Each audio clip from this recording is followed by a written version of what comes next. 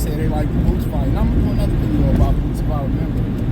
And I'm literally doing 9 this thing behind me on like one team. Go ahead and ain't all the rest of the world. But nonetheless, yeah. So they basically said they like to fight Boots. I read an article. They said they like to fight Boots, and you know, I mean that's interesting. A lot of people said Devin should go fight Boots, and it's, I mean, Boots had, you know, people seen what Karen Turkington did with Boots, and niggas get brave, you know, right? You know, who else calling out Boots? I feel like T.O. was calling out Boots, and before you couldn't get people to call out Boots, and people seeing what Karen Turkington did to Boots, and you know, now people saying I want to fight Boots. You hear Brian Norman Sr. talking about Boots' deficiencies, how stiff his front leg is, how when he throw a jab, his front foot jump off the canvas, and I kind of noticed that.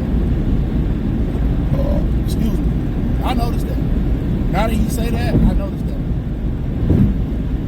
So, and now, you know, kind of when you hear kind of Brian Norman Sr. kind of saying some of these things and how stiff his front leg is, you know all fighters got deficiencies. Now you kind of understand why Karen Turkington was able to pivot around him, but to say, you know, but he still didn't win the fight. I thought he was more competitive, and I thought you could have made a case he won the fight, but he still dropped Karen Turkington in the second fight. You know, and people look like, oh, this Karen Turkington guy. I mean, I'd like to see Turkington get in there with Barrios, kind of being, you know, I like seeing those Kavalauskas if he's still around. Some of these other guys at welterweight, I would love to see him, you know, get in with. I would love to see him get in with some of these other guys. You know, and simply put, because for a measuring stick. And still, he can go out there and get smoked and smoke somebody. He could have been a bad matchup. But when you start hearing and start seeing, like, you know, him getting, you know, having an issue dealing with a dude that maneuvered the way that he maneuvered and was boxing and sticking and moving and pivoting and turning them at will, of course, Devin and Bill like their chances.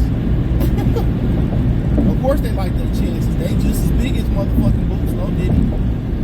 They got long arms. They like their boxing skills and their boxing ability too. You know, and I'm hearing mixed reviews on this open workout. I was listening to Bruce Vane, and he was saying that he was looking bad in that open workout. You know, I heard an article, he was looking bad in the workout. One of my subs said he looked good, but it's an open workout. Open workouts, you know, Floyd used to put on some good open workouts. I'll say that. He used to be talking some shit. He used to be really hitting the pad. Floyd open workouts used to be lit. I give him that. You know, that was, I mean, I think Floyd just a worker bee. That's one thing about Floyd Sr., man. He instilled in Floyd, man, hard work. Floyd, you ain't gonna go to a Floyd open workout when he was an active fighter and it was gonna be some bullshit. That wasn't gonna happen. That wasn't gonna happen. So, I don't put too much stock in the open workouts. A lot of times, a lot of these dudes just go through emotions. But him and Boots, I mean, Boots is now starting to get people that's brave enough that want to move up and want to fight.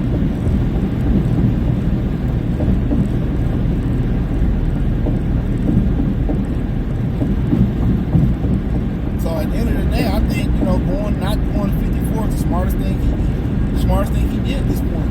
Because now people seeing his chinks in his armor, and now people thinking they can beat him now.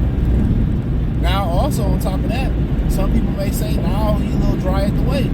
Let's get him now. He'll be comfortable at the weight. He'll be dry at the weight. So, I mean, interesting fight. I mean, I think Brian might have criticized him at one point. So, yeah, I find a lot of intrigue. I found a lot of intrigue in this. But, you know, we'll see. Most people pick Boots. So Devin ain't got no chin after that. I mean, what constitutes not having a chin? Because Ali was down a bunch of times in his career. He got back up. Say what you want to say. Thomas Hearns was knocked out multiple times in his career. He still came back and was a champion and still came back and was a Hall of Famer. Julian Jackson, a lot of y'all niggas don't know that, man. If he didn't get you, you was going to get him. He had a great chin.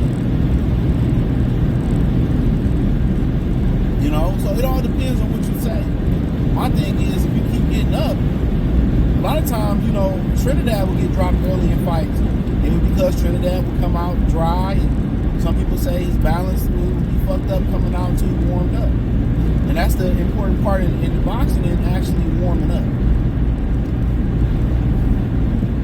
You gotta warm up. A lot of these dudes don't warm up. So a lot of times, you know, these dudes come out dry and don't warm up properly. A lot of times you can get them. You can clip them early. You know, back in the day, you see these fighters come out in full sweat. Look at Mike Tyson in full sweat.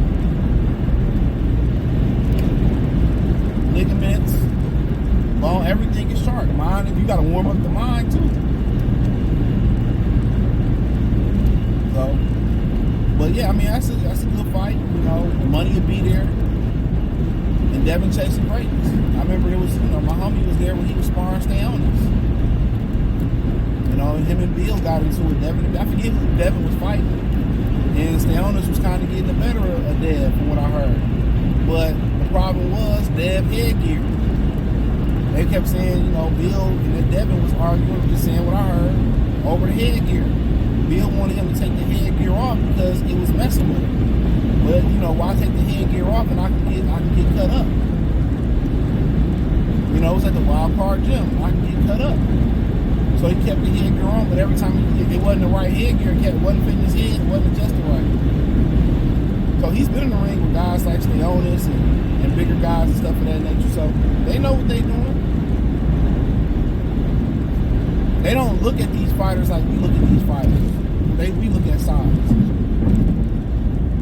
You know? So, I mean, that's an interesting fight. I don't think it's a huge fight as far as marketability. Because Boo's still building itself up. But, hey, you know, welterweight got a lot of opportunity. And in the wise words of myself, junior welterweight might be more dangerous than welterweight. Real talk. Junior welterweight might be more dangerous than welterweight. So, yeah, it might make some sense. Might make some sense.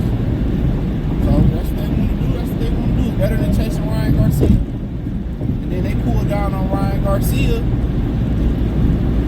He put his head down. You know he a bitch ass nigga. You know he guilty. I thought he fired Lupe Valencia. This nigga's just a liar all the way around. Always talking about God, but my Lord Jesus Savior Christ. Man, fake ass Christian. This nigga probably a devil worshiper. Y'all be wondering why what's happening in California happening in Southern California. There's so much dirty shit going on there. So much demonic stuff going on there. All what's going on is hell is rising up from the ground in Cali.